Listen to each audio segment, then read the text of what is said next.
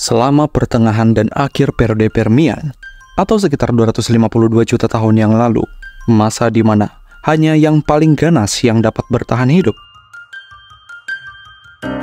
Kelompok Thorasip berkaki 4 bergigi tajam muncul dan menjadi salah satu hewan yang paling ganas yang pernah ada di dunia. Mereka begitu perkasa dan menakutkan, sehingga mereka akhirnya dijuluki sebagai Gorgonopsid, yang merujuk pada Gorgon dalam mitologi Yunani.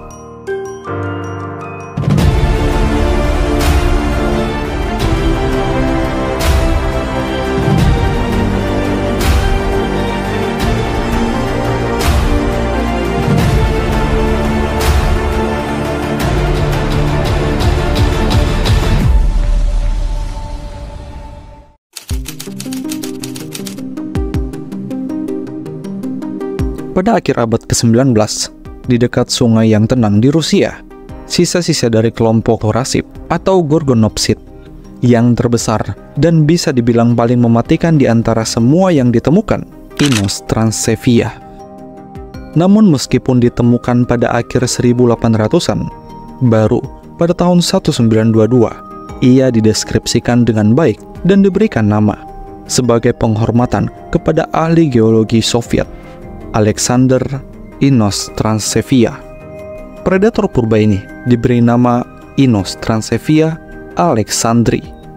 Berdasarkan tengkorak dan kerangka berongga, jelas sekali bahwa Inos transevia adalah anggota raksasa dari keluarganya dan diperkirakan mencapai panjang 3 meter, yang dengan mudah membuatnya menjadi Gorgonopsid terbesar pada saat itu.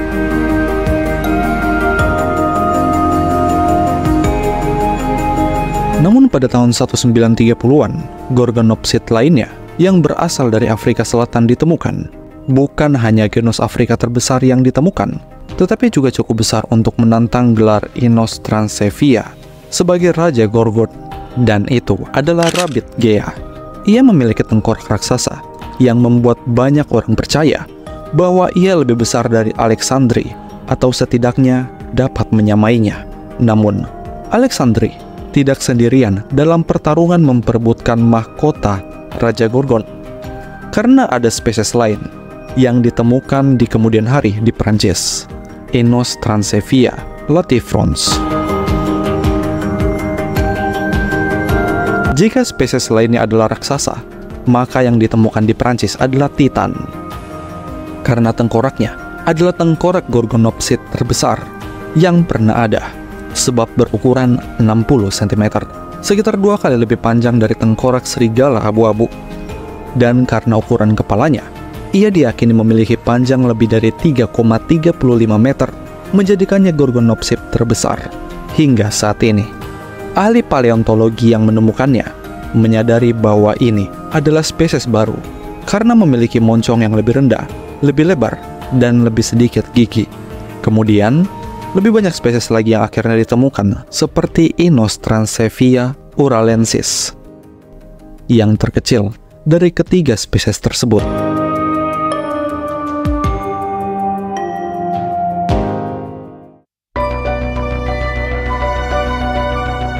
Meskipun kemungkinan besar kelompok Inos transevia adalah yang terbesar dari jenisnya yang pernah hidup, Inos transevia memiliki keunggulan lain yang membuatnya menjadi Gorgon paling mematikan. Salah satu keunggulannya adalah kelincahan. Kebanyakan orang mungkin berpikir, semakin berat maka semakin tidak gesit. Namun, Inos transevia dianggap sebagai pelari yang lebih baik daripada Gorgonopsid lainnya, termasuk genus terkecil Artognathus yang berukuran 3,3 kali lebih kecil daripada Inos transevia. Dan yang lebih mengesankan adalah dia benar-benar tidak ringan, karena meskipun memiliki tubuh dan bagian tengahnya yang ramping, tubuhnya sangat padat dengan otot, yang mungkin saja berindividu memiliki berat 300 kg hingga 454 kg, kisaran berat yang sama dengan rusa Amerika Utara. Dengan berat badan ini, alasan mengapa Inos transevia mampu berlari dengan cepat adalah karena tulangnya. Karena tulang humerus dan tulang pahanya yang relatif memanjang, menunjukkan bahwa ia memiliki anggota tubuh yang lebih panjang secara proporsional dibandingkan hewan sejenisnya. Ini mengisyaratkan bahwa mereka memiliki tingkat kelincahan dan kecepatan yang lebih tinggi.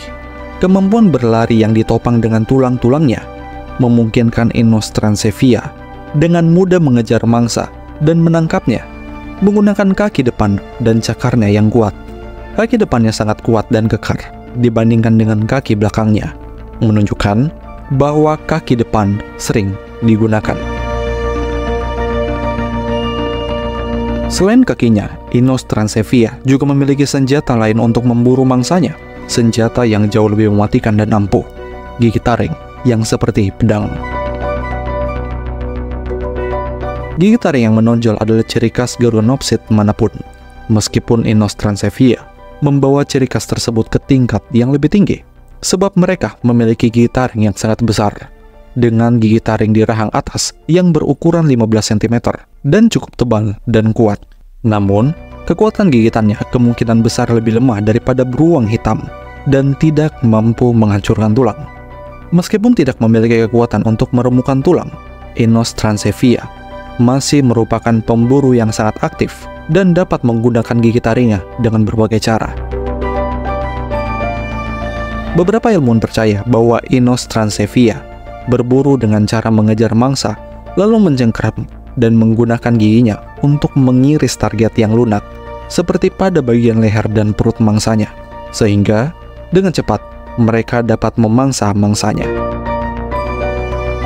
Ada juga yang percaya bahwa Inostrancevia tidak berburu dengan cara mengejar begitu saja, melainkan dengan cara menyergap mangsanya, kemudian mundur sedikit, dan kemudian menyergap mangsanya kembali, dan begitu seterusnya, hingga mangsanya kehilangan darah dan syok.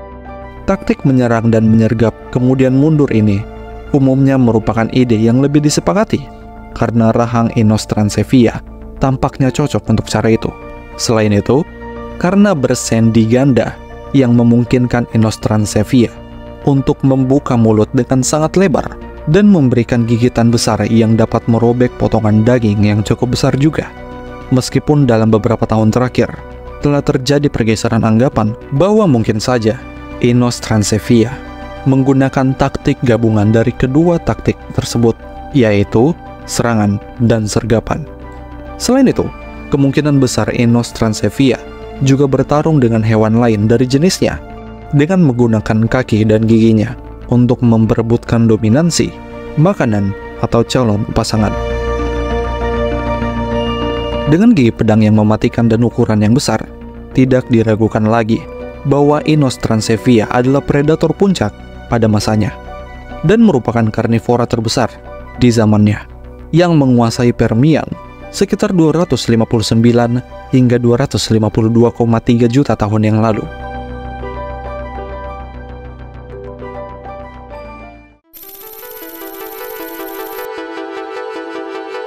Inostrancevia sebagian besar mendiami wilayah yang sekarang dikenal sebagai Rusia, khususnya di wilayah Rusia yang termasuk benua Eropa. Lingkungan mereka pada zaman dahulu terdiri dari gurun yang sangat panas di siang hari dan sangat dingin di malam hari, serta memiliki tekstur daratan yang kering. Namun, juga terdapat sungai dan aliran air, seperti danau-danau yang dangkal, dan secara musiman akan terisi air dan mengering kembali. Karena hidup di lingkungan yang keras, yang bisa menjadi beku pada malam hari, ia diduga memiliki lapisan bulu, meskipun tidak secara pasti diketahui apakah ia memiliki bulu, tidak memiliki bulu, atau bahkan memiliki sisik untuk pelindung. Namun, jika memang ia memiliki bulu, Inostrancevia akan terlihat sedikit mirip dengan kucing Porto Sabertooth. Namun bahkan gorgon terbesar dan paling mematikan pun tidak mampu mengalahkan alam, karena pada akhir Permian, Inostrancevia menghilang. Tidak ada kepastian apakah ia mati selama peristiwa kepunahan massal Permian alias The Great Dying, atau apakah ia menghilang sebelum peristiwa itu dimulai. Seandainya punah selama peristiwa tersebut, maka ia akan mati sebab dibombardir dengan fluktuasi suhu, hujan asam, dan kebakaran hutan. Semua itu disebabkan oleh Siberian Traps, yaitu sebuah fitur vulkanik besar yang diyakini sebagai penyebab The Great Dying. Sayangnya, tidak ada Gorgonopsid lainnya yang selamat dari kepunahan Permian. Semuanya menjadi peninggalan masa lalu. Terima kasih kepada fans G-Voice dan Sini-Sini Aja yang telah memberikan dukungan, pesan, dan masukan melalui Saweria. Pendanaan video G-Voice juga berasal dari dukungan para donatur di Saweria. Jika kamu ingin memberikan dukungan juga melalui Saweria, kamu dapat scan QR ini atau klik link di deskripsi. Terima kasih telah menonton sampai detik ini. Jika kamu suka, kamu boleh tekan jempol ke atas, komen, share, dan subscribe. Semuanya sangat berarti untuk perkembangan channel G-Voice.